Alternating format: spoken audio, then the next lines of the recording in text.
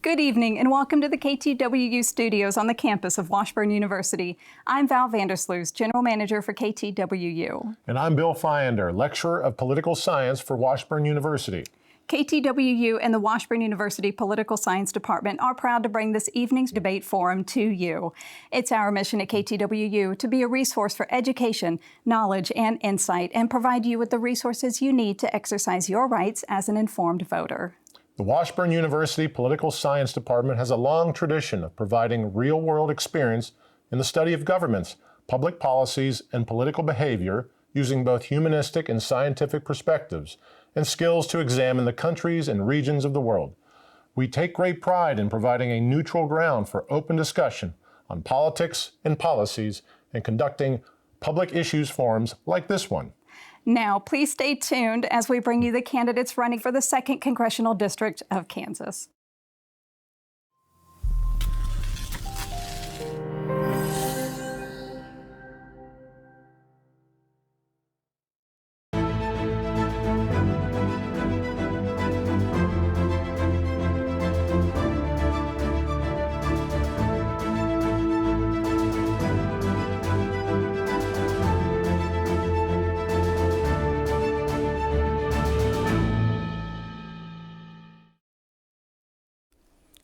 Hello, I'm Bob Beatty. The Kansas 2nd District is spread out north to south in eastern Kansas and really does look like a jigsaw puzzle piece, with the bottom including Coffeyville and Pittsburgh, the middle Emporia and Topeka, then a teeny sliver connecting south to north that is so small that if you're in Eudora, you might be able to squint to your east and see the 3rd District and then turn to the west and see the 1st District.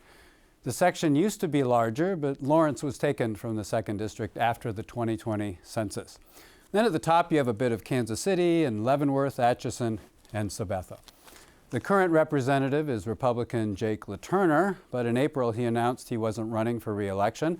So joining us for the next hour are the 3 candidates who hope to replace him. They are Nancy Boyda from the Democratic Party, John Hauer from the Libertarian Party, and Derek Schmidt from the Republican Party.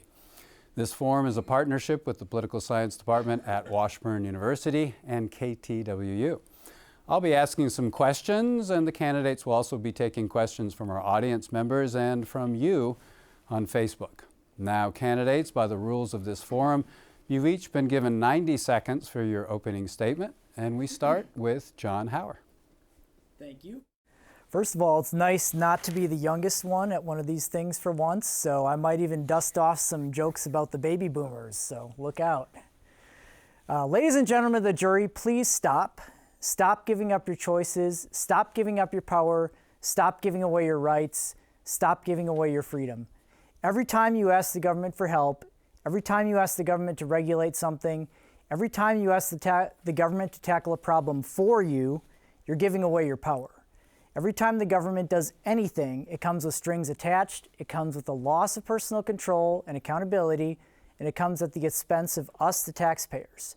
Nothing the government does is truly free, and in fact, usually comes with not only a loss of free market choice, but with the state's power monopoly on violence behind it.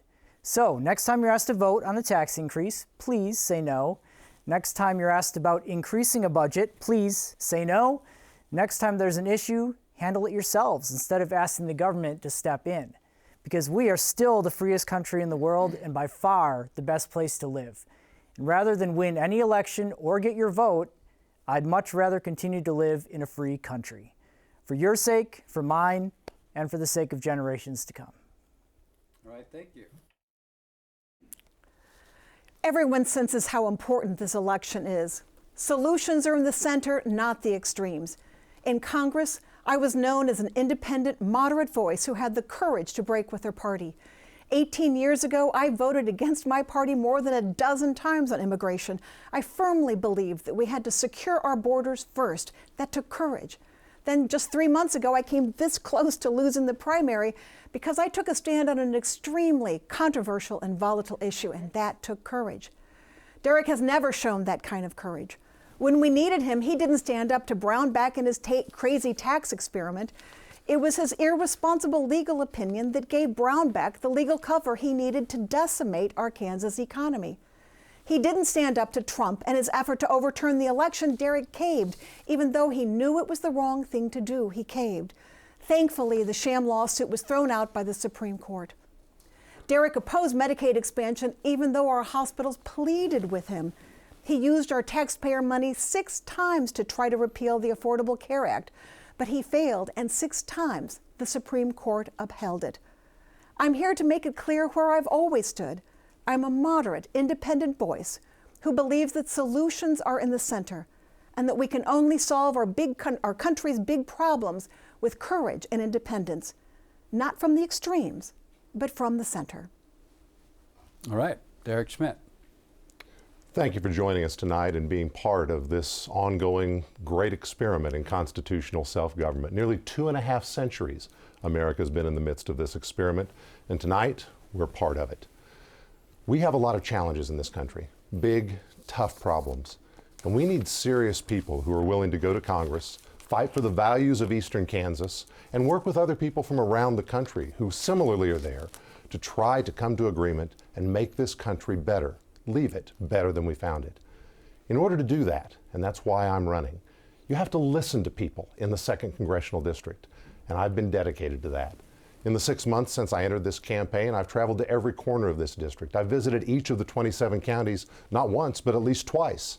And some of the counties like Shawnee, where we are tonight, many, many more times, to listen with people and understand what their hopes, concerns, fears, and dreams are. There's a lot of diversity in this district, different ideas and philosophies, but there are 3 things that have become very clear because I hear them everywhere I go. Kansans are stressed and worried about inflation, the cost of living, and bad public policy decisions in Washington that keep overspending and driving up the cost for Kansas families trying to make ends meet. They're worried very much about illegal immigration, the failure to secure our southern border, and what that means here in our communities in terms of the inflow of drugs and fentanyl and other difficult challenges. And they're worried about this nanny state mentality, the intrusion of big government into our lives, where folks we've never met in Washington are trying to tell Kansans what kind of cook stove to use to make our supper, what kind of car to drive to get around, how to run our farm ground and control it. I'm running for Congress because I want to be your voice in trying to make a difference on issues like these. All right, thank you very much. Let's get right to our forum. And the first question is an issue that shows up in most polls as being on people's minds. It's the border issue.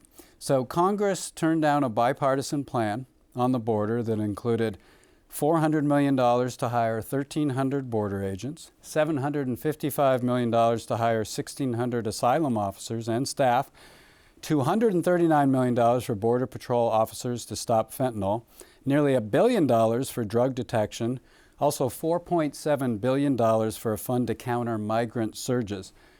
Maybe it's just me, that sounds like a pretty good deal, but it didn't get passed. Would you vote for that plan if it comes up again, and why or why not? Start with Nancy Boyda. Well, I'll tell you what, as I said in my opening, 18 years ago, I really stood against my own party. We just founded. My testimony in November of 2007 to the Judiciary Committee for my own party, who was in charge, and said we have to do some things to get control of the border. And I said, if we don't, we're going to lose the ability to come together and fix this. And today, where are we? We're exactly where we are. So we've had a bipartisan bill for 20 years, starting back in 2006. But it never gets passed because the Democrats believe that it's going to sound like it's anti-immigrant, and the Republicans are afraid that it's going to be an amnesty bill. So we really have to come together. I believe that one of my priorities, and I have said over and over that I hope that I can work with Jerry Moran, arm in arm, go around the district, go around the state and say, let's get this bipartisan bill. Let's get it done, and let's get it fixed, and let's get it so that we have some control at the border. Derek and I would agree with we need more control at the border. We absolutely have to get to deport the drugs and the chemicals that are here. That's our priority. We differ when it comes to the issue of deportation. And I do not believe with Donald Trump and Derek Schmidt that we should be deporting. It will absolutely cause bedlam and chaos for our country. Thank you. John Hauer?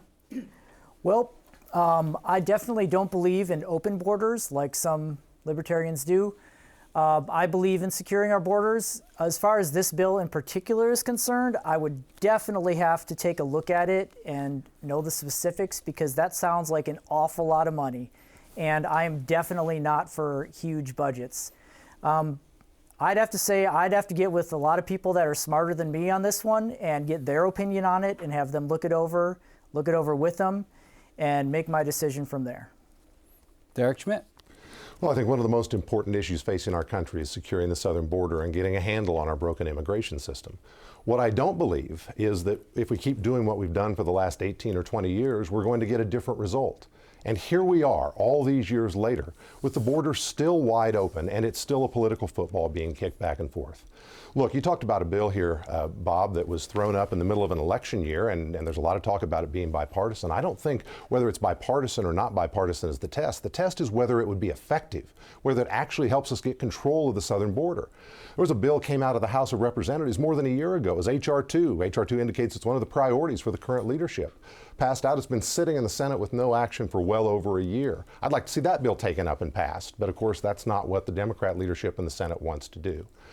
The single most important thing we can do, sure, it'd be great to pass a tough immigration bill, and I would have supported H.R. 2, which was the House-passed bill. But the single most important thing we can do to get control of our southern border is to elect a president who is dedicated to getting control of our southern border. If you look at what's happened in the last 3.5 years in terms of illegal immigration over our southern border, it's not just more of the same, just a little more. If you look at where things were in terms of under the Trump administration, the Obama administration, the Bush administration, things were largely controlled, and we had a debate about means. In the Biden-Harris years, it has been overwhelmingly out of control. There have been 3 times as many illegal aliens come over our border in the last 3.5 years as there are people in Kansas. So Nancy and I disagree. I think the most important thing we can do is to reject the Harris-Biden approach and to elect Donald Trump president. Okay, I've got a follow-up, and that means just a minute answer rather than a minute 30. Specifically, do you support the DREAM Act, which provides protections and a path to citizenship for children who were brought to America illegally but then grew up here, many of them who went to school and spent a number of years here? And we start, again, a minute, we start with John Hauer. That sounds like a really good idea, actually. I'm definitely not for treating people badly. I'm definitely for individual rights, no matter what country they come from. I would like to see the price tag on this bill, though, because, once again, that's one of the main things that we have to tackle is the runaway spending. So I definitely agree for a path to citizenship, but I'd have to see the price tag on this bill to know whether I'd support it or not. All right, Derek Schmidt. Well, I think first things first, Bob. First we secure the border.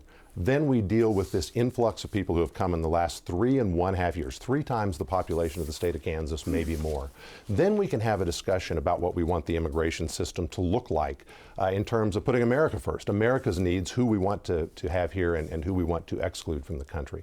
I certainly agree that children who came here through no fault of their own are the most sympathetic of all the populations who we have, and I think that gives them a leg up in that debate. But I do not, as a general matter, support a pathway to citizenship. I don't think we should reward people who broke the law to come here at the expense of people who did it the right way, stood in line, waited their turn. I've been to many naturalization ceremonies, and they will bring a tear of joy to your eye. People who have worked hard and followed the rules to become American citizens. We shouldn't cheapen that by rewarding folks that just broke the law. Nancy Boyda? So this is what I'm talking about when I said I broke with my party so often. I kept on saying that until we have control at the border, which clearly we still have not established that we can get that done, and whoever is the next president, I'm going to do everything I can to work with them to say we need to get control at the border. So when I broke with my party each time, that was to say, no, we're not going to extend more rights until we have control at the border. So when you talk about the DREAM Act, who wouldn't want to have these kids be part of this country? And they should be. But as I did 18 years ago, I took a very courageous stand and said, we will do that when we have control of the border. And now I add, when we have deported the drug criminals, and then we can talk about this. It was not popular then. It may not be popular with my party today. All right, obviously a member of the U.S. Congress has quite a bit to do with foreign policy, not as much as the U.S. Senate, but still it's part of the job. So let's move over to a foreign policy question. I read a fascinating comment by Mike Pompeo, who of course is a Kansan, former Secretary of State. He said he told the president of Ukraine, Vladimir Zelensky, that if he wanted continued aid from the U.S. for Ukraine's war against Russia, when he was going to talk to Donald Trump, he said, "Don't appeal to American values." Pompeo said, quote, "It has to be good old-fashioned greed," unquote. So do you agree with Mr. Pompeo that America's interests in helping Ukraine lie more on money than values? And we start with Derek Schmidt. Well, I've never heard that quote before, and I don't know what Mike had to say, but I do know that America has great interests in terms of having a strong standing in the world, in terms of having a strong position that deters aggression around the world. We have had that at times in the past, and I fear we do not have that right now. If you look, for example, at what Vladimir Putin has done in Ukraine, he's invaded not once but twice. He took Crimea on Barack Obama's watch, Nancy's former boss, and he took eastern Ukraine on Joe Biden's watch, after the disastrous withdrawal from Afghanistan that sent a signal of American weakness around the world to all of our foes as well as our friends alike. He did not make an incursion into Ukraine when you had President Trump in the White House, and you had what I would argue was strong American leadership that included Secretary of State Pompeo at the time. So I think it is really critical, as you analyze this factor or that factor, you asked about Mike's question, I think it's really critical that we focus on American strength, and projecting that America is engaged in the world and is strong because it makes a difference in deterring misconduct. Nancy Boyda. Yeah, I think Pompeo's quote was a little cynical, and I hope not to agree with it. Here's what I can tell you that I believe that Kansans it's so important to Kansans. I want the safety and security of my family. That's what that's my first priority, is the safety and security of my own family. And of course, if my family's secure, then that means that yours is as well. So I believe that any weakness that we show to Vladimir Putin, and I am deeply concerned with how much footsie is being played under the table with Vladimir Putin. He is our enemy, people. He is not our friend. And any sign of weakness that we show is going to be taken and never, ever come back. So yes, there's been Georgia, there's been Belarus, Russia has been rebuilding its empire since 1991. Let's get real. That's what Vladimir Putin is going to do. And what we must have is a united front, always. And it breaks my heart and worries me to death as a parent and grandparent to hear us talking about our allies as deadbeats. We may have a conversation with them about money, but how dare we call our allies? NATO has kept the post-World War II security for my family for 80 years. How dare we call in front of the world deadbeats and show a divided America? We have to stay strong, and we have to stay united. And keeping my family safe, I'm begging you to help me keep my family safe, and yours as well. Thank you. All right, John Hauer. So what I'm getting from that question is that basically they're wanting to sell aid to Ukraine as like a benefit for us rather than a benefit for Ukraine. That's what I'm getting from the question. I think either way, we should not be sending money. We got a lot to worry about here. Our budget is crazy. Inflation is going crazy. I mean, just day-to-day living is getting rough for us here. And the more money we send to other countries, the less we can do here. And the more inflation goes up and the more spending goes up. And it's just a cycle that continues. So I think we should stop sending money to Ukraine and just call it quits with that.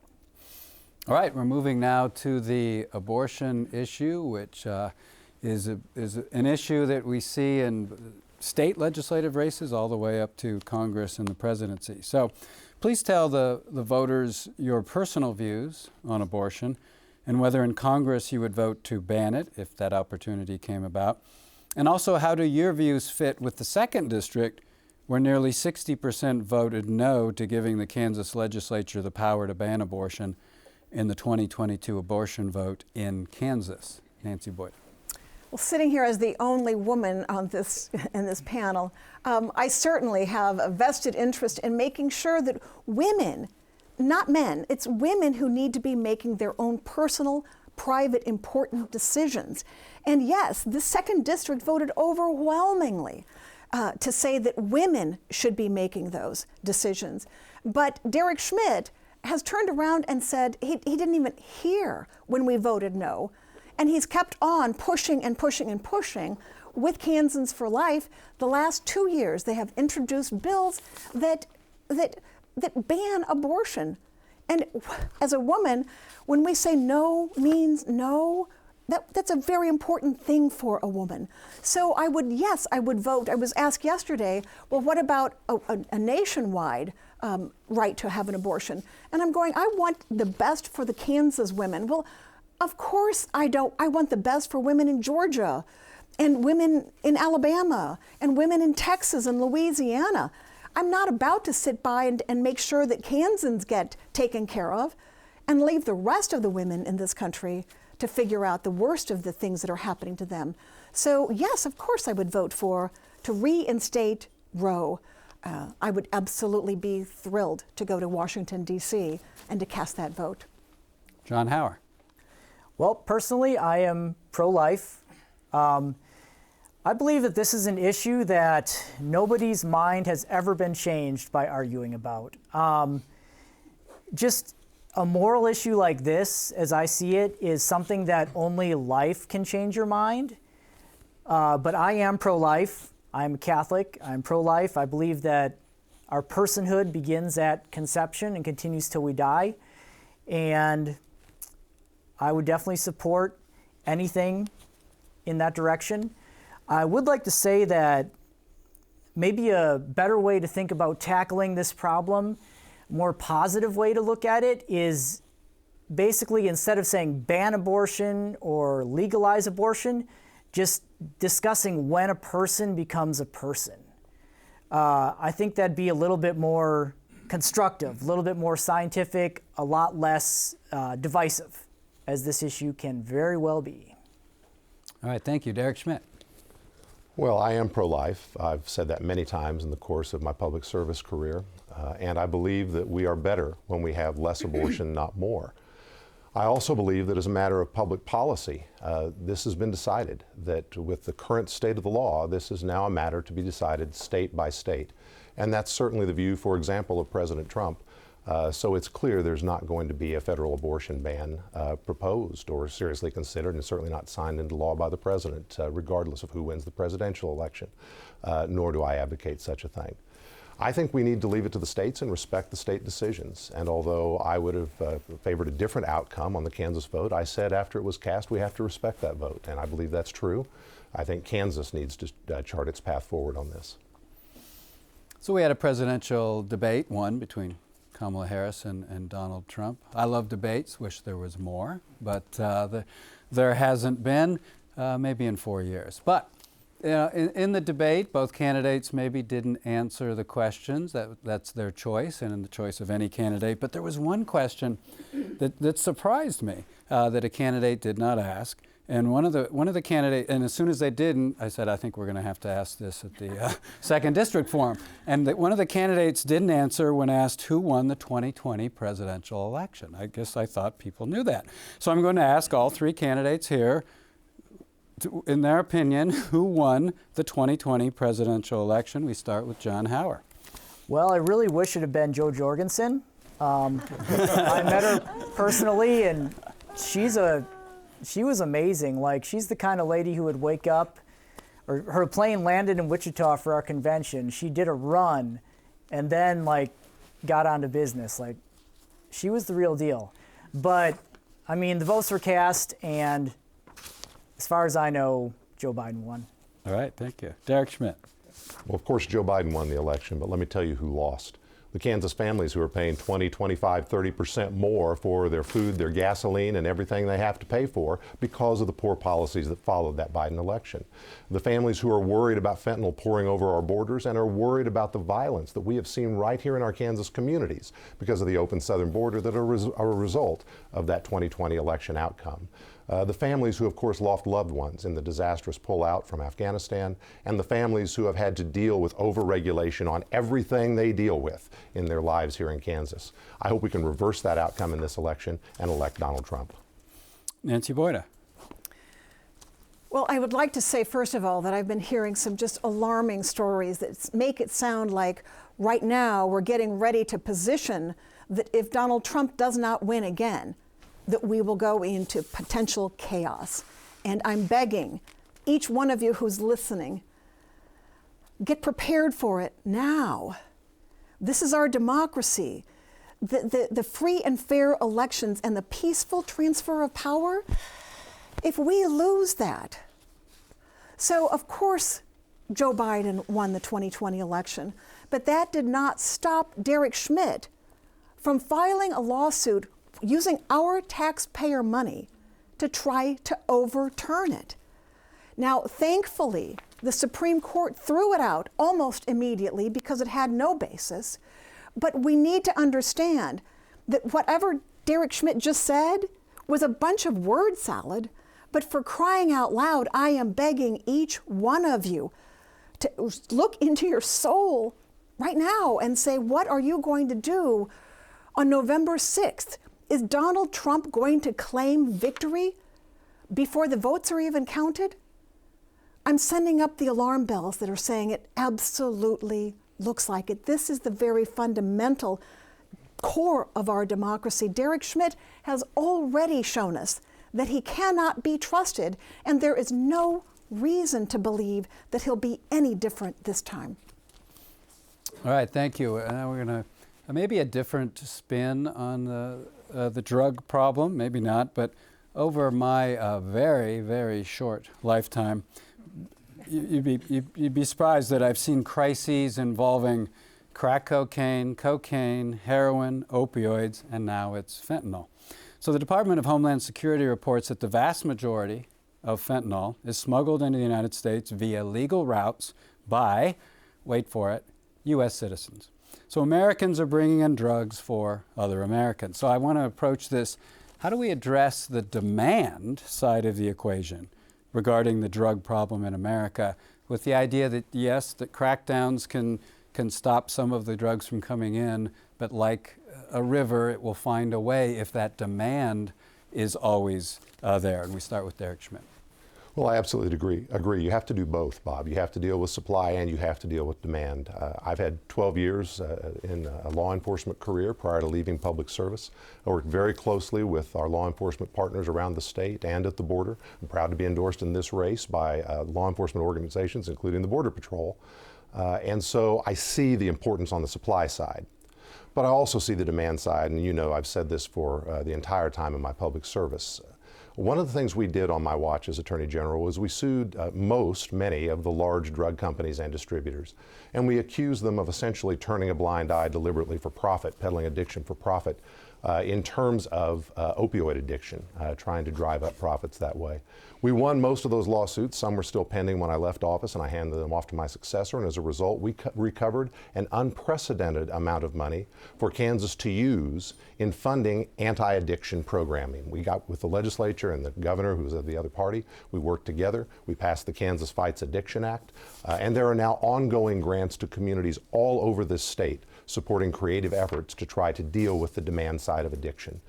Addiction is insidious. It takes part of your soul. I've seen it in many, many different aspects around our state, and I couldn't agree more that it's a high priority to try to figure out what works to get each individual an opportunity to be back on track. Nancy Boyda. So I agree that the scourge of drugs is really damaging not only our families one by one. There isn't one of us who doesn't know somebody who's been touched by this, usually with tragic consequences. And so I just go back for a little while and ask the question, Why are the Sacklers, who really were at the very foundation of this, why are they still walking around not in prison? Why are they not? The foundation for all of what we're dealing with right now started back then. And yet, because they're wealthy and yet because they have great attorneys, they haven't gotten any harsh penalty for the hundreds of thousands of lives that they were directly responsible for. So I would push back a little, and I do hear you, that a lot of this is coming in through legal channels. I'm not unaware of that. But I still believe and know that we have many things that are coming through, drugs that are coming through our borders, both north and south. And I still believe that we need to do everything we can to stop any drugs from coming in illicitly or legally or illegally by citizens or whatever. We need to stop that. We need to put a lot of resources into that right now from all the borders and from legal people. This is just hurting so many families, and we need to do something about that right now. John Hauer. Well, first of all, I like what you said. I like hearing Big Pharma taking a couple L's, because that doesn't happen very often. So the more they lose, the better. Big Pharma is the enemy. They're not selling you cures, they're selling you sickness. Well, first of all, I am against the war on drugs because I believe it's a futile effort. I'm for the decriminalization of drugs. Legalization, the government just starts taking a check, and the drug pushers stay in business anyway because the government's charging too much. So just decriminalize it and get it over with. Now, I am not like a big fan of drugs either. I think they're a bad thing as far as most of them go. So I definitely believe that people shouldn't do them. The way to stop that is to make people do better with the economy, with prices, the cost of living. When people are happy, they don't do drugs. It's a coping mechanism for the most part. So if the people are doing better, the drug problem will be less. All right, and now maybe to the great relief of everybody, enough of me, and we'll get some questions from some real people here. And candidates, in this section, you'll have 1 minute versus the 1:30. Come on up, and right about here, it will be great. And we'll have our first question, and I hand it over to you. Hi, my name is Mary. I am a Washburn student by virtue of a program that Washburn offers that allows folks over the age of 60 to audit classes for free, a program for which I'm very grateful. But my question to you is, if you could host a private dinner with any U.S. president, dead or alive, who would it be? What would you serve him? And what would you want to discuss with him? Thank you, Mary. We start with Nancy. You have 1 minute, and good luck. First. I'm first. Well, I think that I would want to have dinner with, in the future president and the first woman to be the president of the United States. I would like to sit down and have dinner with her. And, oh my heavens, I'm not a cook. Oh. I'm not a cook, so I'm not sure what I would serve. I would, and that's true story. And Bob hasn't had a decent meal for months. I'm so sorry. But I would love to meet the future first woman president and just hear her story and see what she looks back on and see what she would do differently. And hopefully she would recognize that she should have done some things differently. But I would love to look into the future and say, who's going to be there? Who's going to be there? And what's she going to be like? It would be fascinating. Just don't ask me to cook. Okay. John Hauer. Oh man. Okay. I'm gonna pick Bill Clinton. He seemed like he liked to party, so I think it'd be fun. And I mean, I'd like to ask him some questions about his home state. Arkansas is one of my favorite states. I like those Ozarks down there. They're beautiful. And I'd also ask him what it was like to have a balanced budget for the very last time in American history, apparently. So yeah, Bill Clinton, and we'd eat steak. Okay, sure. I was going to ask you. Derek Schmidt. Well, at risk of sounding, like I'm sort of pandering to the moderator here, but I'd say Ike. I mean, our only Kansas president. Obviously, I never had a chance to meet him. I'd cook him pasta because you can't screw that up too badly, and that's a fairly safe deal. But I'd love to talk with him about his journey from Kansas to being the Supreme Allied Commander, having a remarkable view on America's role in the world, and then obviously becoming president. And I've read some about it, but I'd love to hear him talk about how that Kansas upbringing and those values connected to the leadership he provided. See, I already get better questions when I'm not asking them. So I pass it over to our next questioner. Hello, my name is Austin. I'm currently a sophomore here at Washburn University studying political science. I have a question to you today about college costs. Since the 1960s, college tuition has risen dramatically. According to the Kansas Board of Regents, average tuition and fees at a public university, not including room and board, was $1,000 in 1964 and is over $10,000 today, adjusted with inflation. Private institutions have seen an even sharper increase in costs of college.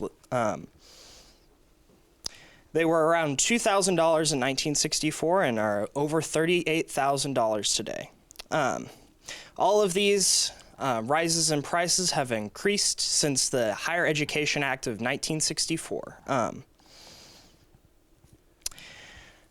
What would you say to students out there who are not eligible for many of these opportunities, such as the Pell Grant and subsidized student loans, such as myself? And what solutions would you offer to each of these individuals? And who do you blame, or what do you blame for these sharp increases in prices? All right, thanks. We start with John Hauer. Well, I am going to blame exactly who I blame most of the time.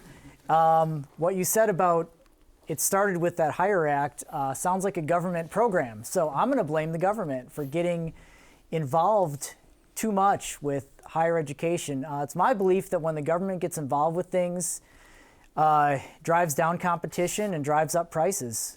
And 90% of the time, that's what happens when the government gets involved. Usually it's with good intentions, but it never ends up being a great idea. What I would say to kids who are struggling right now, as much as I don't like what the military does, that's the path I took. I probably wouldn't have gone to college if it wasn't for the military, so that's a path. I would also say that the trades right now do those. Like, I went to college and got a bachelor's degree, and now I'm a truck driver, and I'm making way better money than I did in my field. So I would say, yeah, just get a trade. All right, Derek Schmidt. Well, I think it's a great question, not just for you, but more generally for all of us who are trying to represent the 2nd District. There's a lot of higher education in the 2nd District. We have the 3 public colleges, Washburn, that we're at today, as well as Pittsburgh and Emporia. We have, I think it's 5 or 6 private colleges and universities in the district, and nearly, not quite, but nearly half of the state's community colleges, as well as some of the tech schools. So a lot of post-secondary education here, big issue for this district. A couple of thoughts. One is, Bill Clinton was mentioned earlier, so I'll say I feel your pain. We have 2 daughters who are in college. They're here with us tonight. We are paying for college, and so I know exactly what you're talking about. It's a lot more than it was many years ago when I was there. I think a couple of things. One, sometimes it's important to focus on causes, what not to do. And I think what you don't want to do, kind of to John's point, is shove a bunch more federal taxpayer money, sort of bad money chasing good, if you will, or good money chasing bad. I think that's part of how we got here. As more and more free, cheap, low-cost money goes in, prices go up, and then everybody has to pay more, and nobody's really gotten ahead.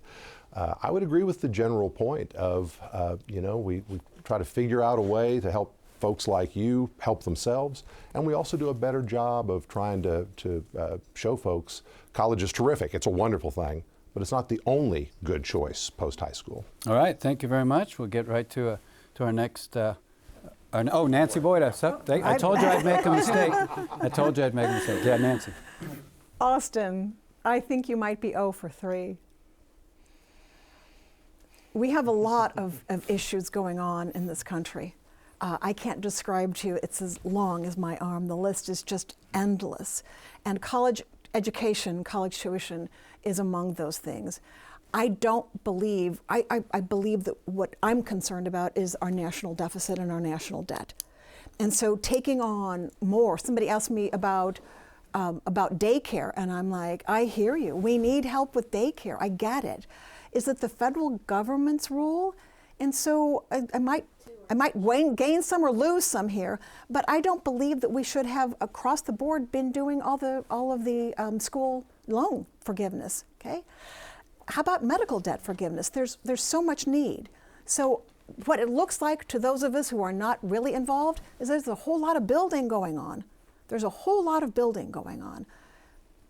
Is that driving up the cost? I don't know, but I'm concerned about bringing the federal government into it too much. Right. So thank you for what. Thank you. Thank you for your question, and good luck to you. Thank you. And now we're ready for the next question. And I'll kind of keep track, and we'll have you stand right there. Great. Okay, hi, my name is Lillian, and I'm a student at Washburn as well. So according to the Pew Research Center in 2023, a survey found that at least 25% of U.S. adults do not feel that any of our political parties represent their values or their interests well. So I have a two-part question for all of you. First, regardless of your party affiliation, what are your personal top 3 core values? And then secondly, how would you handle a situation in which your party's majority position conflicts with your core values, the interests of your constituents, or both? And we start with Derek Schmidt. Yeah. Well, thanks for the question. I think it's a great one, and I hear that sort of question a lot, especially from younger voters, and I think that's a real positive. I think it shows a sign of really sort of questioning the system and trying to figure out, what you want it to look like over the course of your life being involved in it. So, a couple of thoughts on that, and if I miss any points that you asked, because it was multi-part, bring me back to it. But in terms of, my own sort of top core values, I think personal responsibility matters. I was raised, to believe you do the best you can to take care of yourself. Doesn't mean you live on an island, doesn't mean you're not part of a community, but you are responsible ultimately for your choices in life and sort of how things go forward. I think fiscal responsibility matters. I mean, I agree with the point from earlier that we have to be worried about our federal debt. My goodness, the amount of debt that we're about to leave your generation and folks coming after you is frightening to me. John mentioned a little earlier that the budget was balanced back in the late 90s. That's true for, I think, 3 years in a row. Now, we're spending, like $2 trillion a year more than we're taking in, and that's after revenues are way up. So, I mean, those are high priorities for me, and I can keep. You tell me what the rules are here, Bob. I can either answer the rest of the parts. You're out of time. Respect the end sign. It goes quick. Sorry. Yes, Nancy Boyda. It's an excellent question, and I wish we had 10 minutes to talk about it. So one of my core values, this is kind of random. I hadn't thought about it a lot, but we put out a newspaper, and today I put into one of my core values. I was raised very much with waste not, want not. I was raised with Depression-era parents, and personal responsibility, hard work, thrift, all of those things are very core. So I quoted Gandhi, who said, I live simply so that others may simply live. And I have embraced living simply on a little farmhouse. We heat it with wood. So that's living simply, responsibility, thrift, and then clearly my own family. This is very, very much important to me and my faith. What was the other? Oh, breaking with my party. Oh my God! So solutions are in the center. I need people to know that I didn't pay you to ask that question, but that's my whole thing. That's what we do. My party has come to understand that I'm going to vote with them some of the time, and I'm not going to vote with them some of the other time. That my party is not what gets me up in the morning and tells me how to vote. All right, John Hauer. Well, great question. And I'm really glad, like Derek said, that younger voters are kind of questioning, especially the two-party system. I'm all about that. I'd say my core values definitely, first of all, is individual freedoms. That's by far and away my most important issue. Second of all, free markets. I think when business thrives, enterprise thrives, everybody thrives. And I'd say anti-war is probably my third thing, kind of anti-war, anti-foreign intervention. I had to go over there a couple times, and it's just not good. Not good for the people that we're helping. It's not good for people here. It's not good for anybody. So those are my three main values. And it's hard to break from the Libertarian Party because you can pretty much be anything in Libertarian. But our whole thing is like, you can be whatever you want as long as you're not bothering other people. So we're very much like a random hodgepodge of ideas at times in the Libertarian Party. But I'm not going to say we all get along, but it works. All right, thank you very much.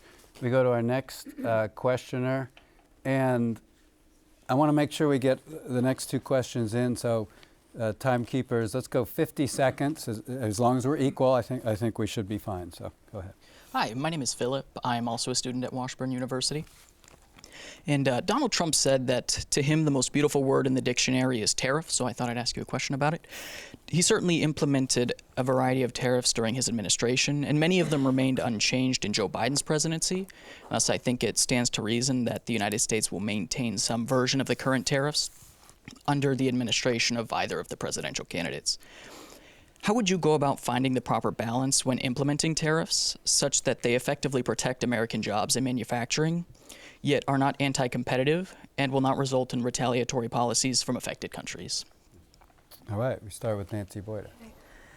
Tariffs are a sales tax. They are meant to raise the price of a good so high that you buy it from America. And so they are meant to be inflationary.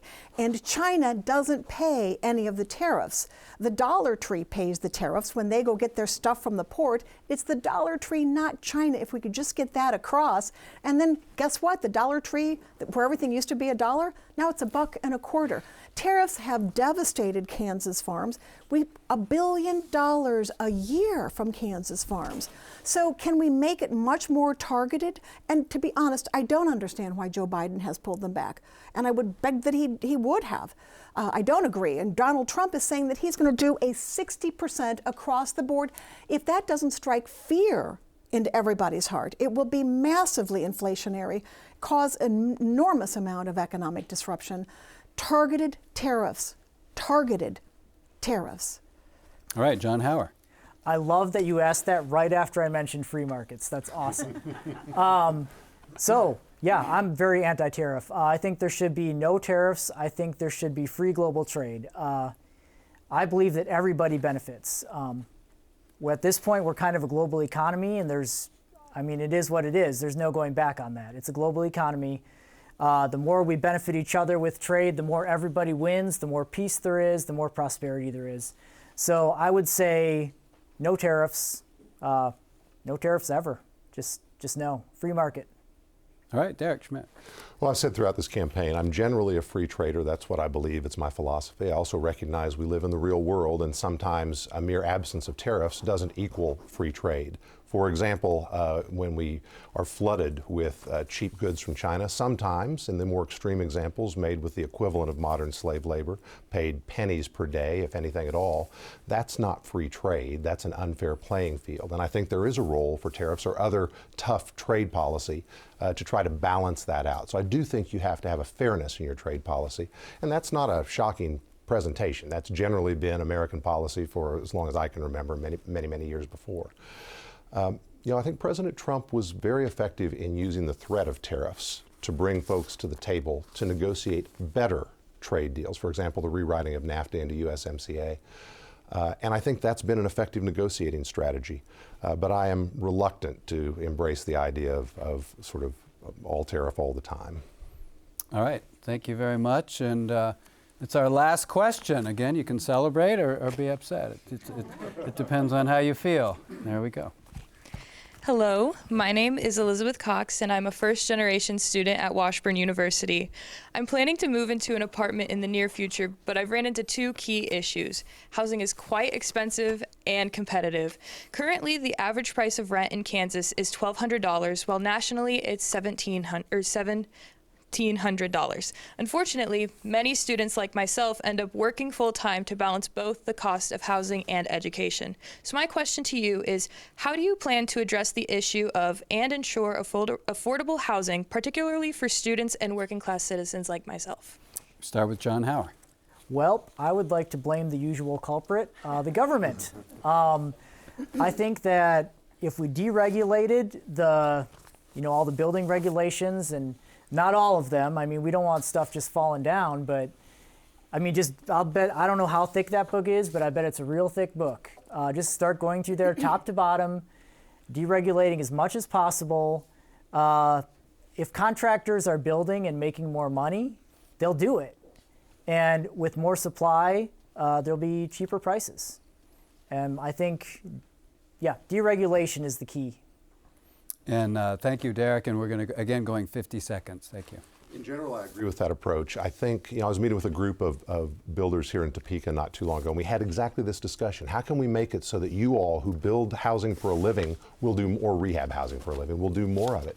And their number one answer was, get this red tape out of our way. Let us do things the way we've always done it. We can make some improvements here and there for safety or whatever's needed, but the volume, the weight. In fact, one of them actually told me, I wouldn't swear to the numbers, told me that the average is somewhere between $20,000 and $25,000 of the cost of a house is added cost from regulations added in the last 4 years. I wouldn't swear that's true, but that's what they told me.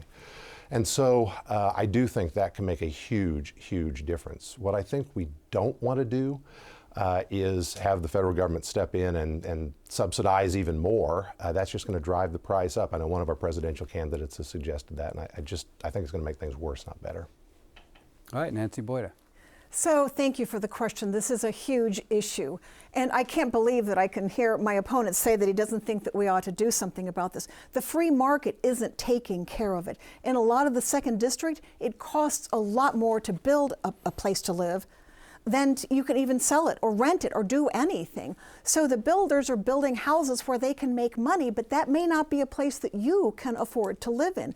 So as much as I want to careful and not run up the deficit, I believe that this is very much different. Believe that this is a place where we can come in and rebalance some things. And of course, absolutely, it's a no-brainer. We have to cut some of the red tape, especially when it comes to zoning and building. So we absolutely need to do that.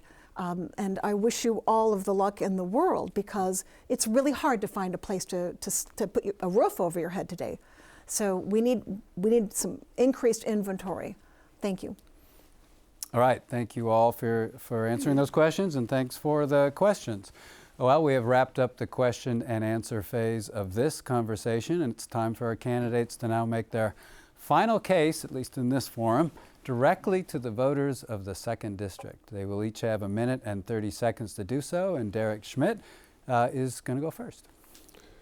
Well, thanks so much for joining us for this conversation. Thanks to Washburn and to KTWU for hosting it. As I said at the beginning, this is a small contribution we all make to this great American experiment in constitutional self-government. This is how we're supposed to be, debating among ourselves and deciding which path we want to choose. And make no mistake about it, elections are about choosing a path forward. In the narrow sense, the voters in the 2nd District will choose one of us to be their advocate, their voice in Washington, D.C. for the next 2 years, as America makes very difficult decisions on all the subjects we've talked about today and many more.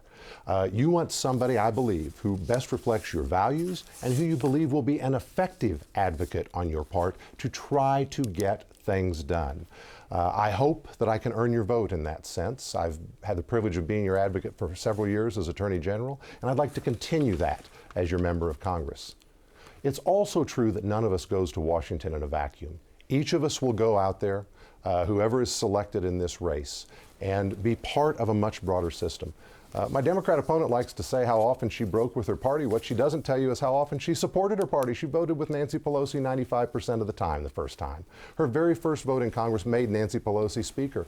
When she got fired by the Kansas voters last time, it was Barack Obama who picked her up and gave her a job. She said this past summer, just this last July, that we ought to thank Joe Biden for saving our country, and she thinks Kamala Harris would be an excellent next president of the United States. I disagree with all of that. I think America is better off if we move in a more conservative, freedom-loving, Republican direction, and I would ask for your vote in this election. Thank you. All right, next up is John Hauer. So let's circle back to what I said about giving away your power and your freedoms to the government. Let's talk about who the government is. Well, first of all, it's going to be one of us, and that's a fact. So do you really want me, a rather mediocre delivery truck driver, making big decisions for you? Or would you, on the other hand, rather it be a career politician? And worse yet, there's only going to be 4 Kansans max up there in Congress. So making decisions about your health care, your taxes, and your rights up there in D.C. will be politicians from the Sticks of Wyoming to the Democratic People's Republic of California. Not the best and brightest minds or true leaders of the people or anybody with real skin in the game and their work boots on the ground. Nope. Just a bunch of very corruptible and bribable politicians up there in Washington deciding for you where all that federal income tax that magically disappears from your paycheck goes. And when that isn't enough to cover the budget, turn on the money printers and inflate away the future. So, in a way, inflation is the most insidious tax of all because it always hurts the working class the most. So please, for the love of God, Taylor Swift, or whatever else you consider holy, please stop giving the federal government more power. Because no matter which of us wins this election, if we do it at the expense of freedom, we all lose. So stay weird, stay wild, and stay free. Nancy Boyda. So much is at stake. Healthcare, our border, and housing. But what we need most is leadership to get us out of this endless partisanship. It takes strength and courage and guts and leadership, and it takes a vision. And I want to share 3 points. First, I've already shown you that I have the courage and the guts to stand up to my party. Second, every candidate receives dozens of these questionnaires in the mail from special interest, and they want you to promise how you will vote. The public never sees them. No wonder Congress is broken. Partisanship is deeply entrenched before people even get to D.C. But against all advice, I have declined to fill out these questionnaires. I don't know of any other competitive candidate who has. I want you to know that I will work for you and not the special interests. Third, I believe in collaboration, and I will call on our Kansas delegation to publicly work together. So what if Senator Jerry Moran and I traveled across the state together promoting a bipartisan immigration bill? Do you think we could finally pass a common sense immigration bill? Kansans are mostly moderate, practical people, and they're tired of the dysfunction in Congress. I offer a path forward that brings people together, but this will only happen if enough Kansans vote for and demand that elected officials work together from the center and not the extremes. We need real leadership to get us out of this endless mess, and I have a vision that Kansans can lead the way. You have been watching the candidates asking for your vote for the Kansas 2nd Congressional District. Our thanks to Nancy Boyda, John Hauer, and Derek Schmidt for being part of this important element of the democratic process. On behalf of our debate partners, the Political Science Department at Washburn University, and from all the production crew and volunteers here at KTWU, I'm Bob Beatty. Thanks for watching. Remember to vote on November 5th if you haven't already. Goodbye.